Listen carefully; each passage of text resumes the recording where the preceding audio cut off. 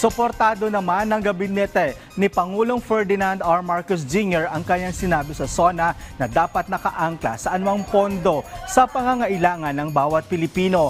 Pagtitiyak naman ng DBM, tututukan nila ang paglalaan ng pondo sa mga programa. Si Kenneth Pasyente sa detalye.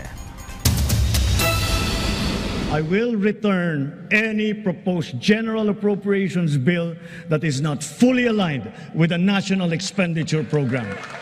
Yan ang binigyang diin ni Pangulong Ferdinand R. Marcos Jr. kaugnay ng pambansang budget sa kanyang ika-4 na State of the Nation Address. Pagbibigay diin ng punong ehekutibo, dapat nakaangkla ang anumang pondo sa pangangailangan ng bawat Pilipino. Dahil kung hindi, I am willing to do this even if we end up with a reenacted budget. Hindi ko aaprubahan ang kahit anong budget na hindi alinsunod sa plano ng gobyerno para sa sambayanang Pilipino. Ang pahayag na yan ng Pangulo, malaking bagay daw sa pagsusulong ng budget na tutugon sa mga pinakamahalagang pangangailangan ng sambayan ng Pilipino ayon sa Budget Department. Suportado ito ng ahensya lalo't makabubuti ito sa bansa. Kaya umapila rin ito sa Kongreso na sundin ang naging direktiba ng Pangulo at kung ano ang nakalatag sa National Expenditure Program o NEP. Tiniyak naman ng Kongreso na tutugon ito sa naging pahayag ng Pangulo. Iginiit ni House Speaker Martin Romualdez ang transparency sa deliberasyon ng budget. Siniguro rin niya na seryoso at agarang tatalakayin ng Kamara ang panukalang pambansang budget ng may compassion lalo't para ito sa mga Pilipino. Ayon naman kay Senate Majority Leader Joel Villanueva, sa huli ay trabaho ng mga mambabatas na busisiin ang pambansang pondo. Anya, tulungan dapat ang mangyari. Tulungan kami ng Pangulo dun sa gusto niyang mangyari and klaro yung gusto niyang mangyari, accountability. So we will give that to the President and we will cooperate. Pinalakpakan naman daw ni Senador Panfilo Lacson nang ianunsyo ng Pangulo na ibabalik niya ang budget bill na ipinasa ng Kongreso kung hindi ito nakaangkla sa NEP. Anya na sa pamamagitan nito, magiging kakaunti ang pagsisingit sa pondo na kagagawan umano ng ilang mambabatas. Nagustuhan din ni Senate Minority Leader Tito Soto ang pahayag na ito ng Pangulo. Babala niya, humanda na raw ang mahilig sa insertion. Sang-ayon din dito ang mga ordinaryong Pilipino gaya ni Rowena at Jean. Dahil masisiguruan nila nito na rekta sa mga Pilipino ang ilalaang pambansang budget. Dapat lang talaga na ibibigay yung budget sa nararapat. Kaya yung mga dapat, yung mga kurap, mga politikong o kaya mga nakaupo na kinukurap nila yung maawa naman kayo sa amin.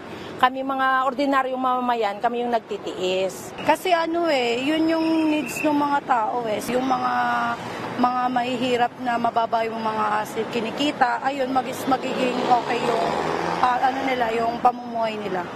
Sa kabilang banda, siniguro ng DBM na patuloy ang pagsisikap ng pamahalaan na madagdagan pa ang mga investment sa bansa para mas mapalago pa ang ekonomiya. Kaya giit ng DBM, tututukan ng gobyerno ang paglalaan ng pondo sa mga programa na makakapagpabuti sa pamumuhay ng mga Pilipino gaya ng edukasyon. Titiyakin din daw ng pamahalaan na mas mapapataas pa ang antas ng kakayahan ng mga manggagawa at mas mapaparami pa ang trabaho na malaking parte sa pagpapabuti ng ekonomiya ng bansa. Magpupursige ang DOLE, DTI, DSWD, kasama pati ang DOT at mga kaugnay na ahensya sa paghahanap ng paraan at ng mga oportunidad para sa natitirang 4% ng ating puwersang manggagawa na hanggang ngayon ay walang trabaho.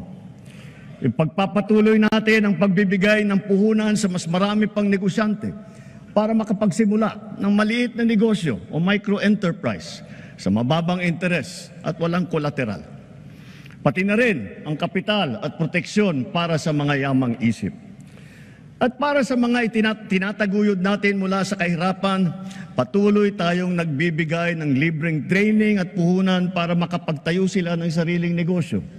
Hindi tayo titigil hanggang halos 2.2 milyon maralitang pamilya ay matutulungan natin na magkaroon ng kanilang sariling maliit na negosyo.